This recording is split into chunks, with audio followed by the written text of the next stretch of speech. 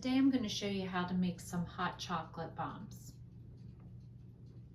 So the materials that you're going to need is you're going to need some melting chocolates. I really liked these. This is Ghirardelli's milk chocolate melting wafers. They melted so nice and the chocolate tasted so good. I highly recommend buying these, but you can get at Michael's or any craft store, you can get their chocolate melts. You can also use like regular chocolate, but just a few tips for people who may not have ever worked with chocolate before. Never use the chocolate chips, because the chocolate chips are made not to melt. So if you go to try to melt the chocolate chips, you're not going to get chocolate that melts.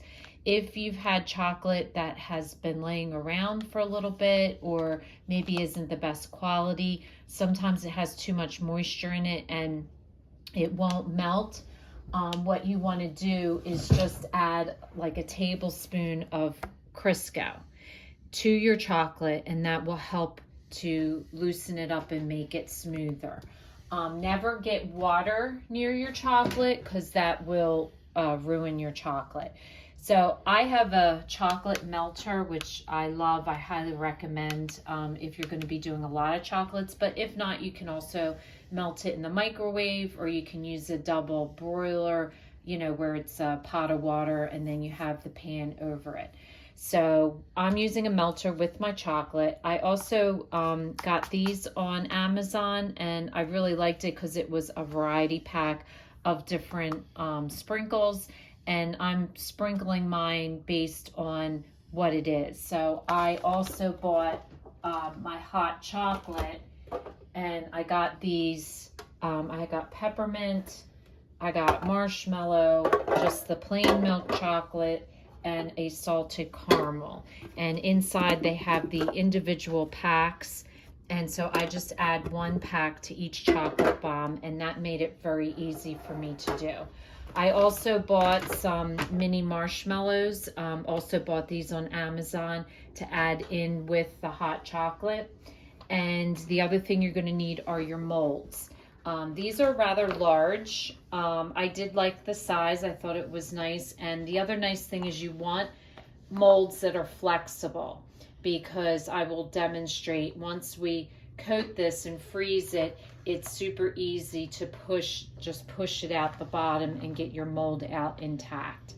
And then the last thing you're going to need is to work by stove. I'm using just a small frying pan. You'll need that, and I'll show you why when we get started. So the first thing you want to do is melt your chocolate, and once your chocolate is melted, you're just going to take a tablespoon and you're going to take the chocolate and you're going to coat the inside of your ball. And be really aware of coating the top. I kind of go from the top down, because the top tends to be what is the thinnest part of your chocolate bomb. The bottom is what accumulates all the chocolate. So I just coat it as good as I can, and then I'm going to stick this in the freezer, and then when I bring it back out, I'm going to do another coat if there's an area of the chocolate that I see might be too thin or is missing some chocolate. So you just want to look, like here's a little crack here that I didn't coat, over here's a little hole.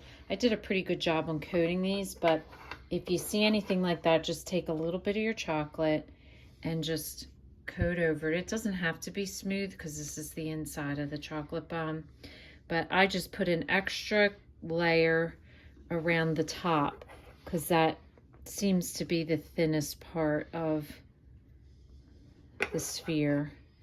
So, and the nice thing is they're frozen, so your chocolate is going to harden rather quickly. So if you just let it sit on the countertop for just a couple minutes, you should be good to go. Okay, so your next step is to release your chocolate, and all I do is just pull very gently on the sides, and you'll hear it kind of release, and then just take your fingers on the very bottom, which is the thickest part of the bomb, and just pop it out. And there you have a beautiful half. So you just want to do that with all of them. And if you crack one, I just throw it right back into the melter and I remelt it and try to make it again, because not all of them have come out perfect. I've gotten better.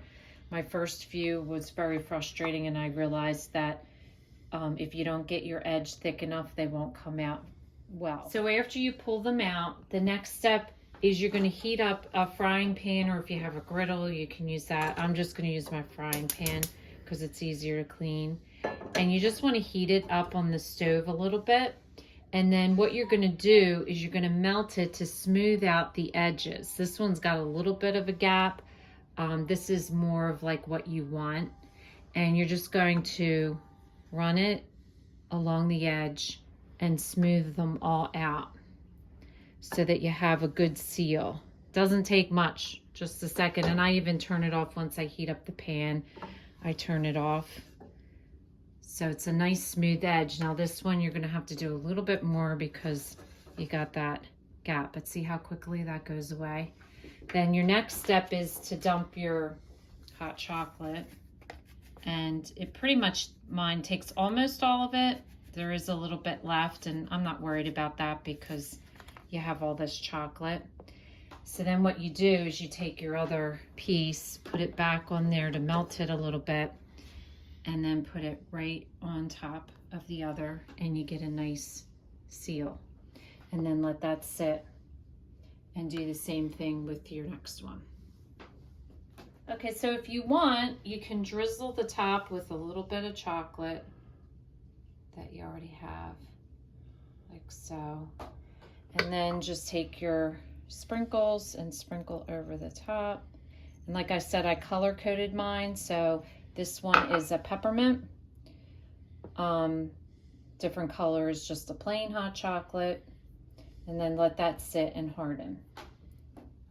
So if you're giving them as gifts, you could put them in a little bag with a ribbon. If you do give them as gifts, you might want to tag on some instructions, which for me is just 1 cup of milk. Put that into a mug, and we're going to heat this up in the microwave, and then we're going to drop our chocolate bomb into the milk. And then all you have to do is drop your ball into the chocolate milk and let the chocolate melt, and you'll see as it's melting, the inside comes out. And this one is a peppermint, so it has already had the marshmallows in it, so I didn't add any marshmallows. And then you just let that dissolve, and it's ready to drink.